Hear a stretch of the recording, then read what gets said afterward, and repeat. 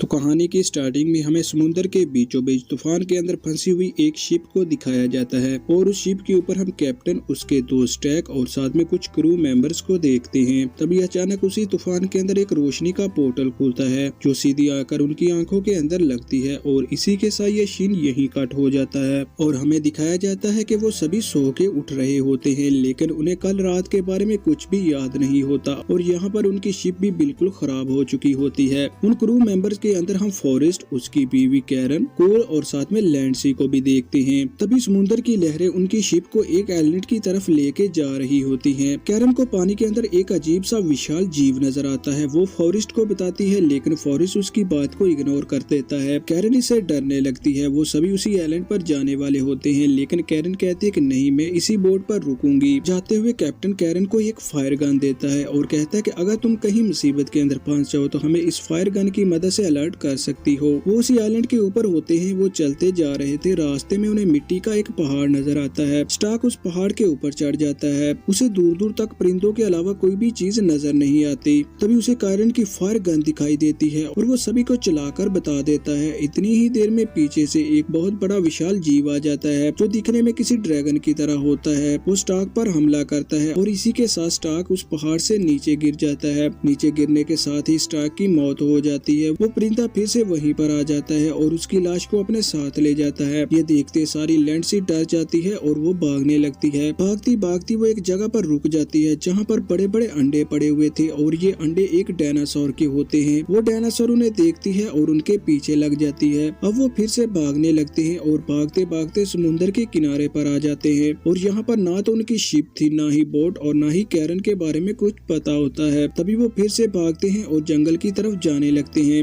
और यहाँ पर लैंडसी कुछ लकड़ियाँ इकट्ठा कर रही होती है, जबकि कूल और कैप्टन उसी ड्रैगन के पास होते हैं और यहाँ पर ड्रैगन अपने एक शिकार को खा रहा होता है। वो उसके नजदीक से गुजरते हैं और पानी भरने के बाद जैसे वापस लौटते हैं तभी कूल उस ड्रैगन के शिकार का एक मांस का टुकड़ा उतार रहा होता है। तभी ड्रैगन की नजर उस पर फिर से पड़ जाती है। वो कूल और कैप्टन के पीछे लग जाता है। वो भागते भागते लैंडसी और फॉरेस्ट के पास आ जाते हैं। अब उस ड्रैगन से बचने के लिए एक बड़े से पत्थर का सहारा लेते हैं और उसके नीचे छुप जाते हैं। वो ड्रैगन उन्हें वहीं देखता सर वहाँ से चला जाता है। रात हो जाती है और वो सभी आग जलाकर उस मांस के टुकड़े को पकाकर खा रहे होते हैं। बाकी सभी सो जाते हैं, लेकिन फॉरेस्ट अभी तक जाग रहा होता है। वो अपनी बीवी के बारे में सोच रहा था। सामने उसे एक आदमी नजर आता है जिसके गले के अंदर एक सांप होता है। ये देखते सारी फॉरेस्ट बेहोश हो जाता है। अगली सुबह वो जैसे उठते हैं वो आदमी अभी तक वही होता है। वो उन्हें अपना नाम जैक्सन बताता है और साथ में वो बताता है कि वो 3 साल और 11 महीनों से यहीं पर फंसा हुआ है। तभी वो उन्हें अपने साथ एक गुफा के अंदर ले जाता है और यहाँ पर उन्हें एक और आदमी मिलता है जिसका नाम कॉन रीड होता है और यहाँ पर वो उन सभी को बताता है कि इधर हर जगह पर तेल ही तेल है, मिट्टी खोदते सारी तेल निकलता है। अब वो फिर से एक नाव के ऊपर होते हैं और एक छोटी सी झील को क्रॉस कर रहे होते हैं। वो झील के जैसे ही दूसरी साइड पर चले जाते हैं। इतनी ही देर में समुद्र के अंदर से एक जीव कॉल पर हमला करता है और उसे अपने साथ पानी के अंदर ले जाता है। कॉल के हाथ के अंदर एक खंजर होता है और वो उस खंजर की मदद से उस जीव को मारने के बाद बाहर आ जाता है। अब वो एक मिट्टी की चट्टान पर खड़े थे और यहाँ पर उन्हें एक बहुत ही बड़ी सबमरीन नजर आती है, जिसे देखते सारी कैप्टन खुश हो जाता है और साथ में उसे समझ नहीं आ रही होती कि ये सबमरीन यहाँ पर कैसे आई। अब उन्हें कुछ जर्मन लोग नजर आते हैं जो कि 40 सालों से यहीं फंसे हुए थे और उस आइलैंड का एक हिस्सा उन्हीं के हाथ के अंदर होता है। तभी फॉरेस्ट को वहाँ पर कैरन भी नजर आती है जो उनसे बच के भाग रही होती है और वो तभी फिर से कैरन को पकड़कर अपने साथ गुफा के अंदर ले जाते हैं। अब वो एक प्लान बनाते हैं जिसके मुताबिक कुछ लोग गुफा के अंदर जाते हैं, जबकि कैप्टन बोट पर नजर रखे हुए था। इधर जैक्सन डायनासोर के सामने जाता है, उसे अपने साथ अपने पीछे ले आता है। वो जैसे जर्मन लोगों के पास आ जाता है तो वो डायनासोर उन जर्मन लोगों पर हमला करती है और वो बदले में उस पर फायर करते जा रहे थे, जबकि पीछे से वो सभी कैरन को लेके निकल चुके होते हैं। वो जैसे अपनी शिप के पास आ जाते हैं तो यहाँ पर उन्हें पता चलता है कि जैक्सन और कॉनरीड पहले से शिप को लेके निकल चुके हैं। अब फिर से वहाँ पर जर्मन आ जाते हैं जो उन्हें फिर से पकड़ लेते हैं और यहाँ पर वो उनके साथ मिलके काम करने लगे थे, क्योंकि उनका मानना था कि अगर उन्हें यहाँ से निकलना है तो उन्हें बच के रहना होगा और सभी एक साथ रहेंगे तो महफूज रहेंगे। वो सभी वहाँ पर काम करना शुरू कर देते हैं ताकि वो जमीन के अंदर से तेल निकाल सके और बाद में उस सबमरीन को चालू करके वहाँ से निकल सके। वो बहुत सारी जगहों पर खुदाई करते हैं और बाद में जमीन के अंदर से तेल निकाल रहे होते हैं। वो सभी खुशी से काम कर रहे थे, लेकिन एक दिन कूल के पीछे एक बहुत बड़ा डायनासोर लग जाता है। कूल के हाथ के अंदर एक